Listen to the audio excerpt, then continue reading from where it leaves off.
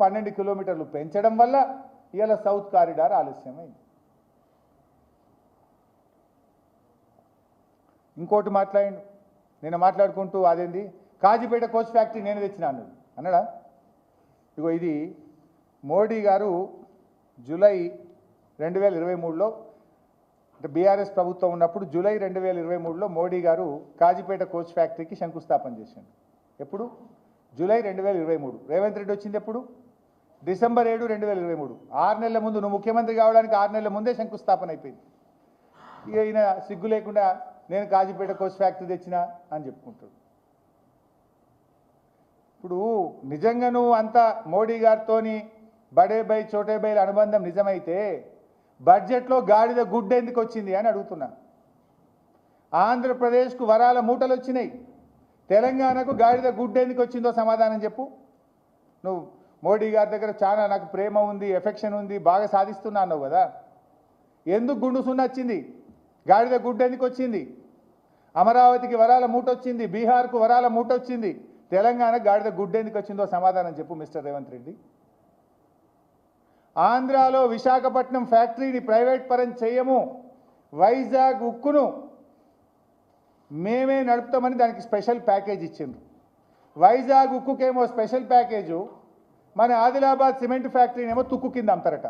ఇదేనా నువ్వు సాధించింది? వైజాగ్ ఉక్కుకేమో ప్యాకేజ్, మన తెలంగాణలో ఆదిలాబాద్ జిల్లాలో ఉన్న సిమెంట్ కార్పొరేషన్ ఆఫ్ ఇండియాను తుక్కు కింద అమ్మేందుకు కేంద్ర ప్రభుత్వం ఆర్డర్ ఇచ్చింది. రేవంత్ రెడ్డి నువ్వేం సాధించినావు? సిమెంట్ కార్పొరేషన్ ఆఫ్ ఇండియాను తుక్కు కింద అమ్మే పని పెట్టినావు. ఇదేనా నువ్వు సాధించింది? కేంద్రంలో ఆంధ్రాకేమో మూటలు వరాలు వస్తాయి, బీహార్కి వస్తాయి, తెలంగాణకు సున్నా. ఇక నువ్వు తేలి కోచ్ ఫ్యాక్టరీ నువ్వు తెచ్చినా అని చెప్పుకుంటావు.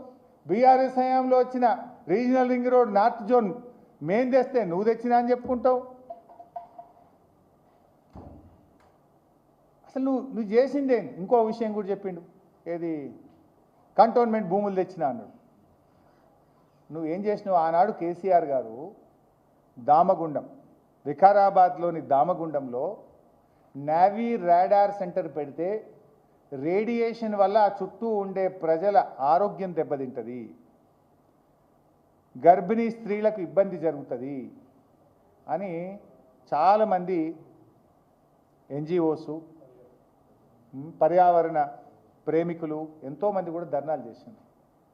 సో వికారాబాద్ ప్రాంత ప్రజల ఆరోగ్యాన్ని దృష్టిలో పెట్టుకొని వికారాబాద్ ప్రజల శ్రేయస్సు కోసం ఆనాడు దామగుండం భూములను ఇవ్వకుండా కేసీఆర్ గారు ఆపెట్టినారు. నువ్వేం చేసినావు? రాగానే దామగుండంను అప్పనంగా అప్పచెప్పినావు. ఆ 162 ఎకరాలకు కంటోన్మెంట్లో ఏదో పర్మిషన్ వచ్చిందని చెప్తున్నావు. అది ఇస్తే కేసీఆర్కి ఎప్పుడు ఇవ్వకపోదురా? మనం దామగుండం ఇవ్వలేదనే 162 ఎకరాలు ఆపెట్టి. ఎందుకు ఆపినాం మనం దామగుండం? రేడియేషన్ వల్ల మా ప్రజలకు, అక్కడ పక్షులకు, జంతువులకు, పర్యావరణానికి ముప్పు వాటిల్లుతుందని చెప్పి మేము ఆపెట్టినాం ఆ రోజు. నువ్వు దాన్ని అప్పనంగా అప్పచెప్తివి. ఇక నేనేమో సాధించిన అంటాడు. దాంట్లో నువ్వు సాధించింది ఏముంది? నువ్వు తెచ్చింది ఏమున్నది?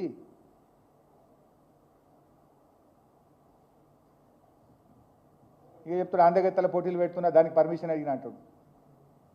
ఈ అందగత్తెల పోటీలు కడుపు నింపితే అందుకు కాదు, దేనికి పనికి వస్తాయి? నీ ప్రాధాన్యత ఏంది? నేను సెంట్రల్ మినిస్టర్ దగ్గరికి పోయినా ప్రపంచ అందగత్తెల పోటీలు పెడుతున్నా హైదరాబాద్లో, దానికి సహకారం కావాలని అడిగినట్టు పోయి. నువ్వేమన్నా ఓ జాతీయ ప్రాజెక్ట్ అడుగు తెలంగాణకు, ఓ నేషనల్ హైవే అడుగు తెలంగాణకు, లేదా బడ్జెట్లో స్పెషల్ ప్యాకేజ్ అడుగు తెలంగాణకు, సిమెంట్ కార్పొరేషన్ ఆఫ్ ఇండియాకు ప్యాకేజ్ ఇచ్చి రివైవ్ చేయమని అడుగు. ఆడుకొని ఉద్యోగాలన్నీ వస్తాయి. అందగత్తెల పోటీలకు సాయం చేయమని పోయినా అంటాడు ఈయన.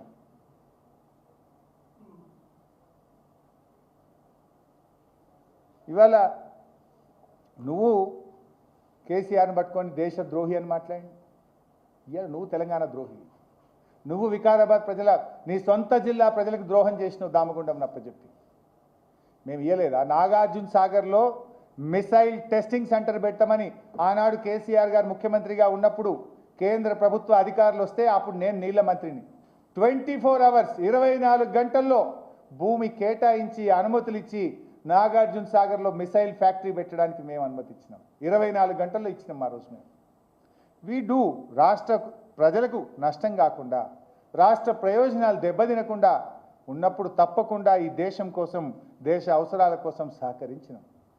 కానీ ఇక్కడ ప్రజల ఆరోగ్యం దెబ్బతింటది, ప్రజల ప్రాణాలు దెబ్బతింటది అన్నప్పుడు ప్రజల కోసం ఆలోచించినాం, రాష్ట్ర ప్రయోజనాలను కాపాడడం కోసం ఆలోచించినాం.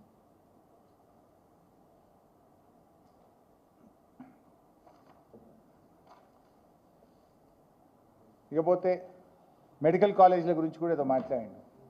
బీఆర్ఎస్ వాళ్ళు ఒక్క మెడికల్ కాలేజీ అడగనే లేదు అన్నాడు. ఇగో డాక్టర్ లక్ష్మారెడ్డి గారు మంత్రిగా ఉన్నప్పుడు మేము మెడికల్ కాలేజీలు అడిగినాం.